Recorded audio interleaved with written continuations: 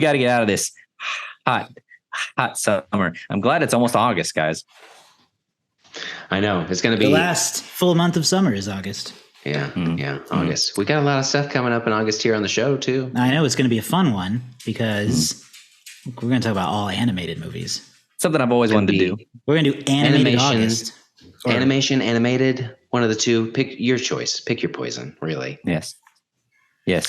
Yeah. David, you're a big animation fan. I mean, you're big like fan. Hardcore Disney through and through. Right. You know most about Pixar, to my knowledge, at least of the three of us, I would imagine. You are Pixar. You are the animation expert.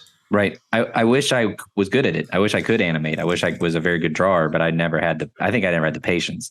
But as a medium for storytelling, I think animation is truly fascinating, and it still blows my mind when I see the kind of work that goes into doing them, because it just seems like it just happens, and then you watch how much effort goes into it, whether it was in the traditional hand-drawn days or in the CGI days, the computer-generated days, just how much effort goes into just moving an arm to express someone saying hello.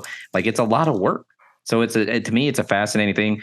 There's been a big movement over the last 10-ish years from people in the industry, fans, making the case that animation is not a genre of film. It is a medium. Like, it doesn't need to be relegated to its own thing and only like basically comparable with kids' films.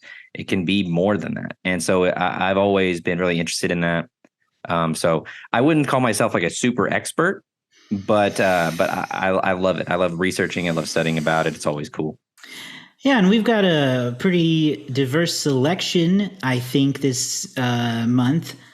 We know what they all are. I don't know if we're telling everybody what they all are. Yeah, we can reveal it if we wanted to do what we want to talk about. Yeah, we'll give a little preview here, I think. Yeah, so we're going to start off with we'll call it an overall pick, I guess, because we're going to talk about the new Teenage Mutant Ninja Turtles movie, Mutant Mayhem, I believe it's called. Right. Looking forward to that.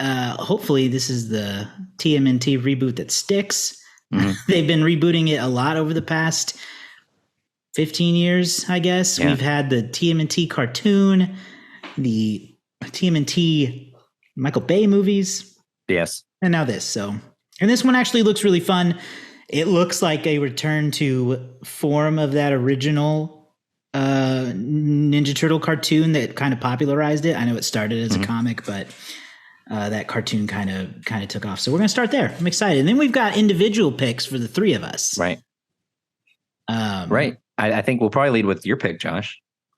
Yeah, I'm going to go with Shrek this time. We're going to talk about Shrek, a cultural phenomenon when it was released, and still to this day, probably one of the most memed movies ever. Oh, yeah. It's growing in memes every year. Yeah. It is we'll talk about this during the podcast, but it's the first film to win Best Animated Feature at the Academy Awards.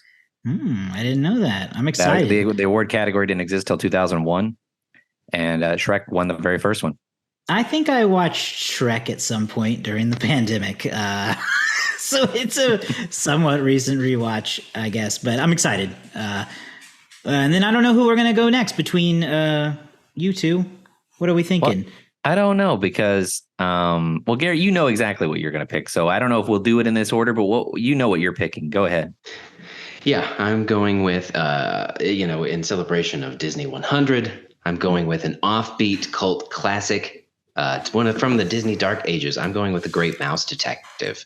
One of my favorite movies growing up as a kid. I absolutely love this take on Sherlock Holmes. It's actually based on a book, but it was one of those movies that when you think of it, you really don't think Disney. Every time that I see this movie and I'm reminded it's a Disney movie, it is like, it seems so different. And this movie is scary. I mean, I remember as a kid, Ratigan absolutely terrifying me with a great performance from Vincent Price. So I'm really excited to rediscover this and kind of talk about it as one of their cult classics that kind of helped revitalize them after they'd had some not so successful animation movies.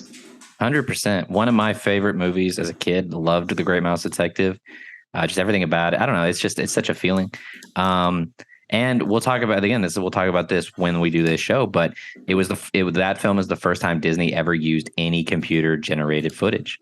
And we'll talk about when that moment happens Yeah, and we'll talk about that when that moment happens in a few weeks. Very cool. Okay. And Josh, do you have any history with The Great Mouse Detective? Not specifically. It wasn't my favorite growing up or anything, but I did watch it and I like it, and I'm excited to revisit it. I think it was one of the first movies I revisited when Disney Plus launched, if I remember right. I think I watched it. It is when the movie. So when you guys haven't rewatched it again already, there's a line specifically in it that I still quote to this day. Whenever I stub my foot, or honestly any part of my body, I like to yell, my foot, my only foot, because that is one of my favorite lines. And when it happens again in the movie, I hope you think of me. But I've quoted that since I was like 4 years old. For me, so you guys might help me determine right here. I think I know what I'm going to go with, but my choice came down between either Pixar's Coco or Sony Animation's Surf's Up. Which is a 2007 film about surfing penguins, starring a cast that is honestly for 2007 pretty fun.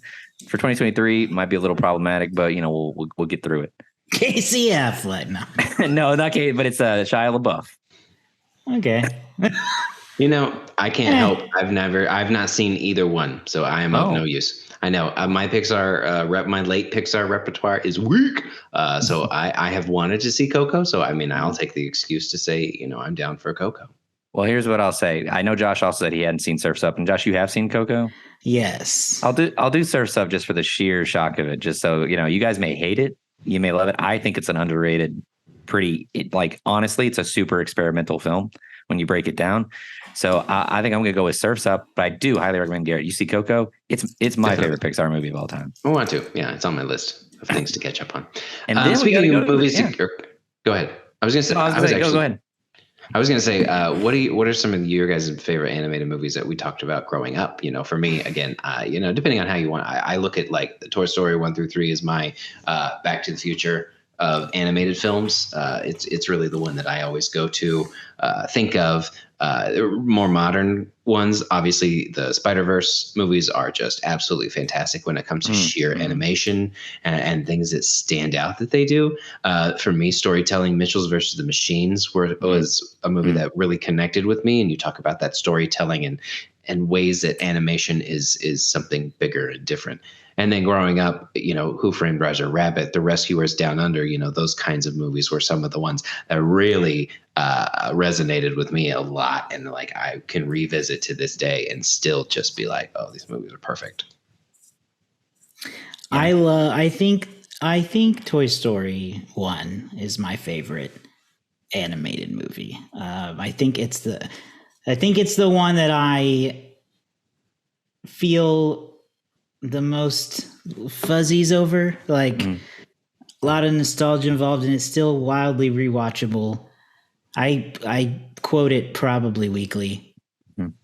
Howdy, howdy, howdy. That's my favorite. Howdy. Money. Yeah. Anytime I get physical cash, that's got to be on. I think I could list a bunch, but man, I do always come back to Toy Story as my favorite. And actually, you can listen to our Toy Story reviews. We did Toy Story a few years back, all Toy Story 1, 2, 3, and 4. Yeah, you can listen to a lot of the ones that Garrett mentioned too. Mitchell's versus Machines we covered. So we just did Across the Spider-Verse as well. I watched every Disney. My mom had every Disney movie when I was a kid on VHS, so I watched so many of them. One that I'll highlight is the animated Robin Hood film. That's the best version of Robin Hood, and I'll hear no other version. The second best is Robin Hood Men in Tights. It shouldn't work taking Robin Hood and making all the characters like Southern Appalachian people, because like everybody in that movie is like, well, shoot, they done got Robin Hood. It shouldn't work, but I love it. I love Roger Miller as a big country fan doing most of the songs. I don't know, that one always stood out to me as a kid as just being a really fun one. I also love here's one that's a little different. I love Wallace and Gromit, specifically The Wrong Trousers. Cracked me up as a kid. It's only about 30 minutes long, so it's not like a full film. But yeah, Wallace and Gromit and The Wrong Trousers. And to throw another one out there, this one's kind of weird. It's kind of a hybrid, but obviously Who Framed Roger Rabbit. It's a hybrid movie, but the animation in that is groundbreaking in every sense of the word. So I'll throw that in there as well. Yeah, no, that's one that I said. I also want to throw the Page Master in there because that's another one that I loved as a kid. And some of those old ones, they're really underrated. And The Page ones- Master, I feel like, was one that was really inventive Definitely. at the time. Definitely. The ones that failed are sometimes the most interesting.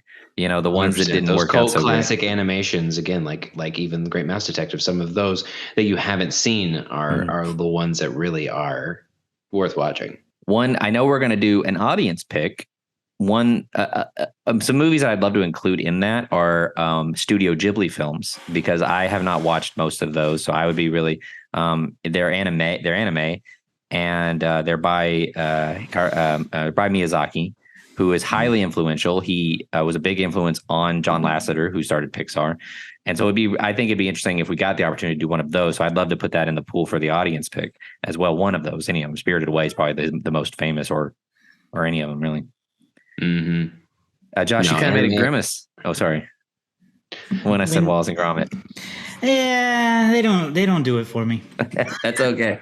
It's okay. I don't know. You don't like something cheese. about them. Them and the whole. Who are the chickens? Chicken Run. Yeah, I can't do Chicken Run either. You can't do Chicken Run. Now maybe I could today. I don't know, but the version of me that remembers it can't do it. That's pretty good. I can't explain why, but you don't have to. Well, good. I won't be. I won't defend it. I'm also going to throw out Kung Fu Panda as one that's great. I love the Kung Fu. We talk Panda about movies. Kung Fu Panda quite a bit, and in a totally earnest way, in a way that makes me want to see it, because I do think that it would be good based on go in with an open mind, and you're going to go in expecting a lot of like Jack Blackie kind of jokes, but it's like there's a lot of heart in it. And get this, they actually studied martial arts films to do the fight choreography for the movie, so it feels like a good martial arts movie and not just a jokey kids comedy. So nice. Yeah, Kung Fu Panda 1, 2, and 3, all great. All right, well, I'm excited. So yeah, audience pick. Garrett, do you know what we're going to put in the audience pick pool? Nope. They'll have to find us on social media to find out. Yeah, and they can be a part of it, because I think that it would be a great opportunity. Again, some of the other movies that we can consider good bad ones, like Osmosis Jones. Perhaps people want to make us watch Osmosis Jones, and we can learn about the science of the body while laughing at the comedic styles of Chris Rock and Bill Murray. Who knows? It's true. We might need to put up a vote of sorts. What will they subject us to? Definitely two categories: the bads and the goods, or the low rated and the highly rated. All right. Well, you should let us know. Yeah. Yeah, you can do that by following us on social media. You can get those links at somanysequels.com, or just search So Many Sequels in your app of choice. We're on all the main ones, really, all the ones that still matter. And that's, again, somanysequels.com. We're getting ready for automated. That's a different month. That's when we watch iRobot and Art AI. There you go. Ooh, Automated August is a good one. Automated August is Automated April next year, coming soon. There we go. Animated August will kick off very soon with Teenage Mutant Ninja Turtles, Mutant Mayhem, and then following with what we've talked about today. If you watch this, you will get to know. And if you didn't, keep it a secret. I don't know. Yeah, we'll see you guys very soon.